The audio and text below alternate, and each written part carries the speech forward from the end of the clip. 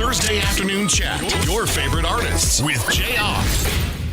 Ladies and gentlemen, will you please welcome the tallest man on my playlist, Zach Williams. Thanks for having me. I mean, ever since Jason Gray, we haven't added a single in a while, so I put you back Yeah, I think in the lead. I don't know. Jason may have me by an inch or so. He's pretty tall. He is, but he's not in frequent rotation Gotcha. anymore, and that's why I can say that Edged sentence him out? again. Yeah, Okay. edged out. But I haven't had you on in a while, so it's good to have you. Thank you. Appreciate you making time. I know for our audience, all of our Zach Williams fans, Deluxe album has just come out, and Live from Red Rocks is coming probably next month. Yep. We're guessing.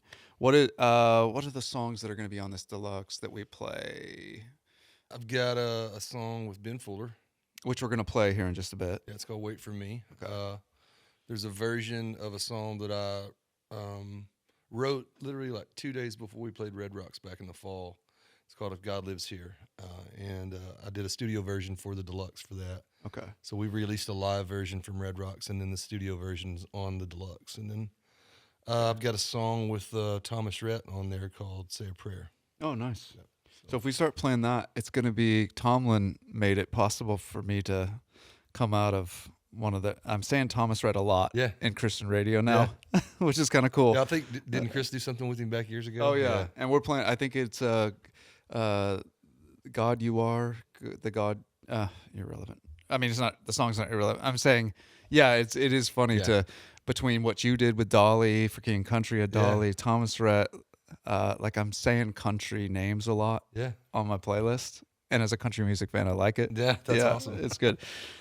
I want to ask you one of my favorite moments from an interview I did with you is how your accent got in the way of you and I misreading each other because I asked you about the latest thing you fixed. And I was thinking, you being somebody who can build a house with your father, I think. Yeah. I was like, oh, what's something you fixed, something you can make? And you took that as kitchen food. Yeah. Because you're from the South. Yeah. What am I fixing lately is what am I making? Yeah. What'd I cook? Yeah, what I cook. Yeah. So I wanted to lead off with 2025 that we just came out of. What is your culinary sweet spot that was new to you as far as what you fixed lately? I know you're a barbecue guy. Yeah. Well, last night we made it was like a Parmesan crushed chicken with like this lemon cream sauce. Okay. It was good. It was really good. I don't know. Have you been to I didn't know that this was a thing, but I guess Longhorn Steakhouse has a version that people freak out about. Is that the place you throw peanuts on the floor? I think so. Okay. But I get that one in Texas, Roadhouse, all of them mixed up. But anyway. And you find out when they yell at you going, sir, can you please not? When I started looking for this recipe, I realized like this is like a copycat. Most people are like, hey, this is the recipe, but we kind of changed it a little bit and tried to make it a little healthier. But trying to get back on some sort of a diet at the beginning of this year. And it's really tough after a month of just catering, eating whatever, just coming home. I got off the road right before Thanksgiving and all through the holidays, just like pigged out. So now it's like, okay, I need to drop 10 before I start the tour. Yeah. Do you include any sort of like walk-in or something into it, or is it just golf as your cardio? Just golf. Yeah. But I drive a cart, so it doesn't really doesn't really matter. I try to drive right up to the ball. Yeah. No, I literally, we've got a gym at our house and we just look at it. Yeah, and my wife was like, when are we going to start using that? You know? And I put kind of put it together so my son could have a place to work out for basketball season. Yeah. And now I'm at that point where I'm like, I could spend 30 minutes on a treadmill and maybe do a little bit of lifting and then go, start my day. But so that's what we're trying to. What if you do small changes? Like I do this at the grocery store. I park my car as far back in the lot because I'm hoping, okay, this is the only exercise I'm getting is the further parking spot. You're a better man than me because I will drive around for 30 minutes until the person pulls out of that front spot so I can go in right there. But if you just park your golf cart a little further from the hole, those are small changes. Yeah, I mean, the days, I get more exercise, I guess, when it's cart path only days, unless I hit it right by the cart path. Yeah. So then I play cart golf. So small little changes. Let's go into, if I were to ask your wife to tell me what New Year's resolution she would make for you without your opinion, but you're not involved in the conversation, but to ask your wife, hey, what New Year's resolution would you make for him? What would she say to us? Man, without opening a can of worms. She's always on me about eating candy. I'm bad about eating. I love candy. Okay. Like any kind of candy. Okay. I'll go to the gas station and I show up with like Bright Crawlers and Chewy Sprees and Sweet Tarts. And she's like, "Who did you get this from?" I'm like, we might watch a movie or something later. Like, might need something. But the back is gone. And so, no, I'm not joking when I say that. I've got these little Jolly Rancher chews in my pocket that I just every once in a while get that. And if you can't follow it up with, I got type 2 diabetes recently, so these keep my blood. Well, that's the bad thing is the last time I went and got a checkup, the doctor was like, "Hey, you might want to stop the sugar." Yeah. So she's always on me on that. So I'm trying to get better at that.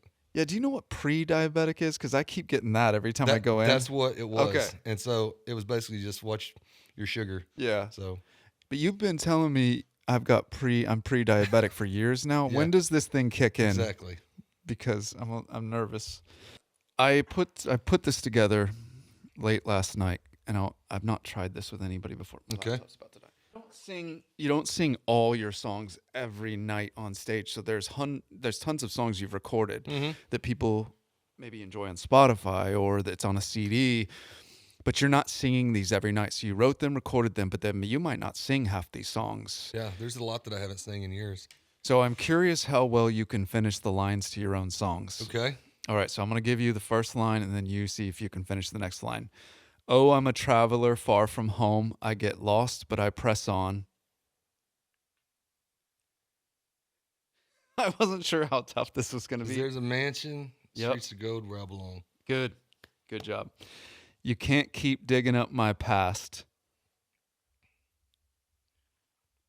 You may." It's under my feet, but I can't think of the.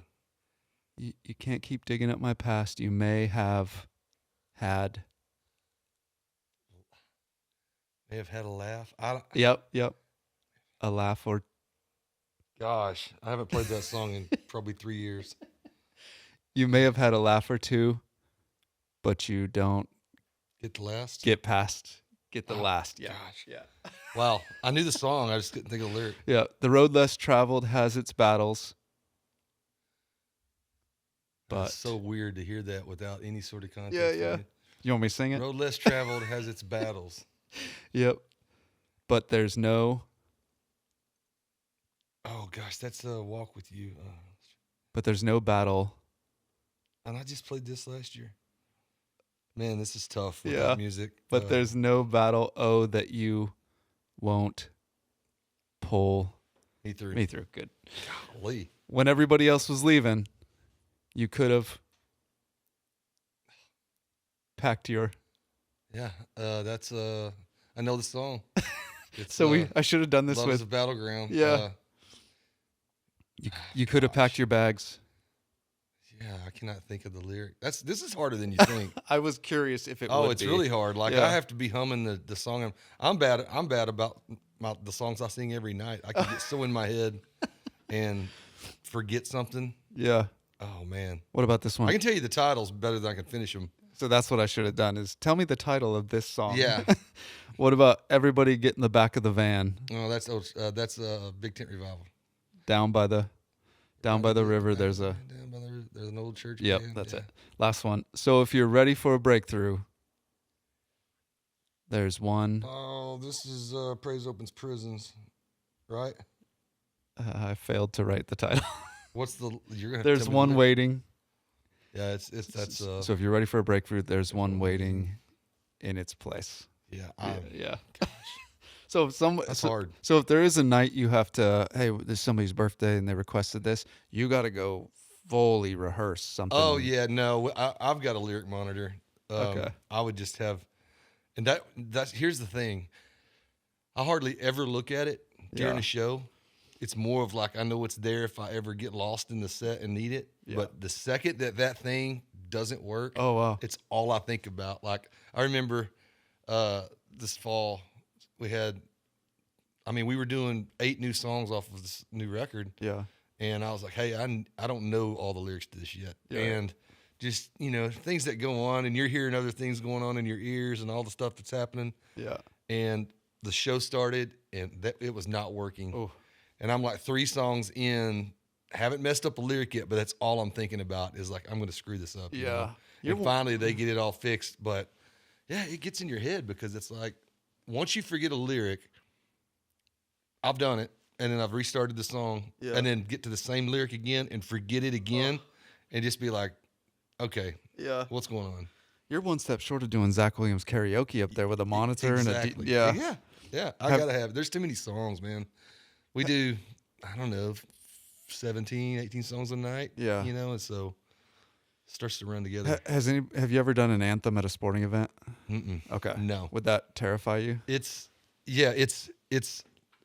I've turned, not because I'm like not an American or all that, but it's a career runner. Like it can ruin your career. Yeah, it lives on the internet forever, and if it's bad, then it's bad. And if you mess up one line, you're making a statement. Yeah, my son's high school, they've asked me to do it at the I'm like, if I'm not going to do it at a major event, I'm not doing it here, because if I mess this up at high school basketball game, I'm really never living this down. So. Son, I just turned down the Braves. I'm not taking on your middle school. There's been a few of those baseball games that we've played that they've asked me, and I'm like, man, it's nothing against this.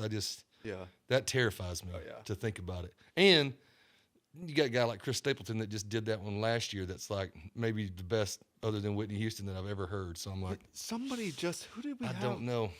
Somebody just forgot the lyrics in Milwaukee. Was it Bart? Brandon Heath. No. Brandon Heath did the national anthem at a Milwaukee Bucks game, and he forgot the second line. And somebody called him as he was walking off going, kind of messed up, didn't you, man? And he's like, I hate the Bucks. Like, and he was like, it would terrified him because that's the thing. I just couldn't do it. Yeah. But he mentioned Whitney Houston and Chris Stapleton were the two he threw out. I think Whitney's was the best until Stapleton did it a couple of years ago. Now I'm like, golly. That's the one they play at my kids' ball games now. Yeah. They just play that version. I'm like, don't ask anybody to sing it. Just play that every time. Right. We'll go with our one kind of introspective one here. I was at a Christmas Eve service. And I kind of checked out from it because there were so many people. We had to go to the Overflow, and it was like, special Christmas Eve. Oh yeah. It's an 8,000 person church. They do it up. It's amazing. But when you end up in the Overflow, you're in like the youth auditorium. I've been there, yeah. Yeah, watching on a screen. Simulcast screen. And it didn't even feel like we were in the same building. So they're singing the hymns, and we're just like with a bunch of other people just in a chair watching. So I was checked out for the first time ever on a Christmas Eve service. At a time I really wanted to be worshipful. I wanted, the New Year's coming, we're celebrating the birth of Christ, and I was just like sitting out to my kids just like yeah. But at some point during one of the songs, and it doesn't happen often, I struggle in hearing a word from God. Like my life is so busy I can't get quiet very often, but it happened in this checked out Christmas Eve service where I feel like God whispered to me, this coming year, these three things. It was like bullet point, and it was know the word, and then in all caps, it was put it into practice. And there was a third one that surprised me. It was, and reap the benefits. You get to reap the blessings and the favor of God when you put the word in practice. And it moved me heading into the new year. And so it became this is my 2026. Yeah. Every day waking up, staring at those three things, promises of God that are going to come to life when you actually not just know the word. Terry Lee Cobble can only do so much. You got to go put that into practice. Is there anything just kind of in you that's stirring heading in, as we're in this new year, that has just been brewing along those lines? I think for me, this last year was a really tough year. I think for me, this was the 10th year of doing this, and doing close to 100 shows a year. Going into this year was like almost 1,000 shows, and just playing every spring, summer, and fall. I mean, we were on the road a lot, and it's just seeing your kids, growing up and wondering how they got that old already, and just it was just kind of one of those things. It was just I couldn't see all the blessings that God had given me. I'd gotten so just busy, and I wasn't really focusing on any of the good that had happened in my life. It was just I was getting really negative, and it was because I was burned out, and I just felt like people weren't listening to me. I was wanting to slow down and take a break. And so I feel like I'm really excited because this is going to be the first year that I've slowed down, cutting back to only playing spring and fall, taking the entire summer off. It's always been go tour, then get off the road and write songs, and then go tour and get off the road and record them songs, make a record, tour that. It's just been 10 years of that, and it was that song "If God Lives Here" that's on my Deluxe. It was kind of came out of that season of, man, here I am every night getting on stage and just going through the motions. Like some nights faking it because I was just so burned out and struggling so bad to be out there. I was just questioning, like, where's he at in all of this? Like, have I just kind of like lost sight of the bigger picture? Have I forsaken him? Has he forsaken me? Like, what's going on here? Couldn't find the joy in it anymore. And I just feel like the Lord was telling me, you need to step back and take a break. And, basically I'm looking forward to like seeing what God has in store with this kind of new mindset, this new attitude. I mean, it's been really tough. I've been off since right before Thanksgiving, and I remember calling my dad a couple different times and just being like, man, I feel like if I don't go do something right now, I'm going to lose everything that I've built and everything that's happened and all of the things. Like, I just feel like I need to be busy doing something. He was like, no, you need to like chill, and just let that run its course. Basically, like God may show up and do something bigger in your life than you've ever imagined. And so I think that's it's been really hard because I saw this, somebody sent me this thing. It was this pastor talking. He was like, to a workaholic, rest will feel like stress. And that's kind of been stressful. Like, because I'm like, man, all right, what should I be doing today? And it's like nothing. You should be resting. And that's been the hardest part, but I'm excited about it. I feel like, it's been a while since I've actually really wanted to write music and not feel like I was, too tired to go do it and stressed. You know what I mean? So it's just like, I feel like this season, kind of moving into this new year, I'm just really looking forward to kind of a slower pace and just letting, instead of me trying to always, I'd kind of gotten to this thing where it was like, you got to make all these things happen. And it's not what got me where I'm at, It'll be interesting. It was following God.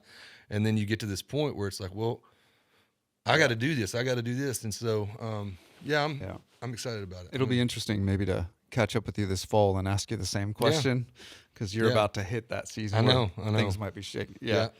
Actually, you and I have a mutual friend in Ben Fuller Ben is more, you and I have been believers. Well, no, I grew up in church. Yeah. I mean, I've believed for a long time. I didn't live it. Yeah. So Ben Fuller's kind of on the other side where you probably get some strength from him, watching him as a guy who was a drug addict, and so he is at the beginning, and he's this baby Christian, and so it's interesting. I don't know if when you talk to him, if just to watch his excitement, but also his vulnerability. Like he told us in an interview that he had a suicide moment, just like a year ago, and I'm like, I'm not used to hearing that from an artist, but he's so at the beginning. He's going through the phases of faith. And then struggle and temptation, and then he's going to hopefully settle into this beautiful place of grace. Like, you don't have to work anymore. You're good. I've done it. But you and the two of you are on a song together. I want to play right here. If you could walk me up, Wait for Me, and where this one came from. So I didn't know Ben at the time when this song. Every time I would go to work on a song or write a song with somebody in town, kind of had a group of people that I'd been working with. His name kept coming up in conversation, and I didn't know him. And I remember, I think it was Mia Fields said, you should look him up and meet this guy. I think you guys would hit it off. And so I went home that afternoon. I was telling my wife about it, and I found him on Instagram. And he wasn't signed to Provident at all yet. He was just here writing music. And this was probably 4 years ago, and I found him, and that day he had posted a video on his Instagram, and he was talking about the long way home and how God, can use that long way home in our lives, and it kind of got me to thinking about my own life and how, it took a really long time to get to where I'm at. It was kind of the long way, and he was saying he had stopped at a gas station, decided to take a long way home to his house, stopped at the gas station, met this guy that was homeless or down on his luck, and I think he ended up helping the guy out, but he shared the gospel with the guy, gave the guy a Bible. He was kind of talking about how had he not taken that route that day, he would have never met this guy. Who knows what happened with this guy, but I was inspired by this idea of the long way home, so I wrote a bunch of lyrics and sent them to him in an Instagram message and was like, hey, we don't know each other, but we know some mutual friends, and I would love to finish this song. Got it from this video you posted. Yeah. He hit me back up, and a few weeks later, we ended up getting together and finishing the song, and we started the song with this title called The Long Way Home, and it ended up through, 3 or 4 hours of seeing what's going to be better, how do we make this land right, it ended up being wait for me. Will you wait for me when I'm taking the long way home? Yeah. Stuck on the same old dead end road. And so it was really cool to be able to flip that song and that idea and be like, he does. And we're living proof of that because it took us a long time to get, home. And so I held that song for like the last 3 or 4 years, and didn't go on my last record. It just didn't feel like it fit. And then I think, just some of the stuff that Ben's gone through in the last year or two, some of the stuff that I've gone through in the last year or two, this was a perfect time to release that song, because even though, I'm a Christian and I do what I do for a living, sometimes you still can feel like you get lost and you have questions and wonder and this song just kind of puts me back on track and gets me, fired up about where I'm headed. So that's awesome. Yeah. Is this a first live album for you? No, we did a live from Austin City Limits back a few years ago, and it's one of my favorite records that we ever put out. And so we were getting ready to do Red Rocks this past fall, and I was like, can we please record this show and get some footage and put a thing together, because it's probably one of my favorite venues to play. Yeah. And is it a real, I mean, I've been there and everything, but like from an artist point of view, is it really that? Because everybody would rave about the rhyme. It is. It's noticeable. I mean, like, we were on tour. That was the last show of our tour, and it was night and day. Like, when we stepped on that stage and I played our first song in soundcheck, my in-ears, everything there sounded just better. I was like, golly. Like, I am really good. Yeah, exactly. That's what it felt like. I was like, man, this feels good. So, but yeah, so we played a bunch of the songs on my new record that night, and then a bunch of the, kind of the older singles or the hits or whatever you want to call them. Yeah. And so it'll be a lot of different. This live record will be different songs than the last live record for the most part. So I'm excited about it. Awesome. Yeah. Let's end with a little something our audience wanted to have back, which is having a keyboard here. And I know you don't play piano. I don't. So not this much. is it's a massive disclaimer because some of the artists we play, they started as little kids playing Mozart. I took piano lessons in 7th grade, and I was so aggravated that my parents signed me up for piano lessons, because all I wanted to be out riding my bike and hanging with my buddies, and I was doing piano lessons, and I didn't learn anything. I don't remember anything, but when I was working at the church several years back, there was a piano in the choir room practice area, and I would go in there throughout the day when I was working on our stuff for church and try to reteach myself. So I don't know what this is going to feel like. Yeah, you're going to be the piano version of somebody who took a semester of Spanish, and then when they speak to a Spanish speaker, you're at hola and gracias. Exactly. So that's what we're about to hear. Pretty much. This is your hola and gracias. Pretty much. 30 seconds of tickling the ivories with Zach Williams, who does not play. It'd be cool if you could bust out "Fear's a Liar" right here. It would be cool. I know. That's what I was like.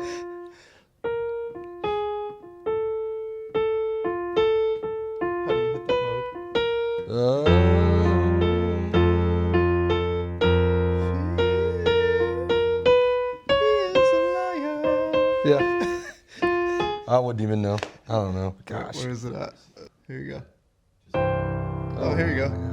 Oh, 7th grade, all coming back to me now. So, what if it just made everything you played sound like it was in perfect? For the video, for socials, we're just going to have you pretending this is you. There you go. This is the only thing that'll make Instagram. Oh, that's funny. Oh, you're crushing it. Man.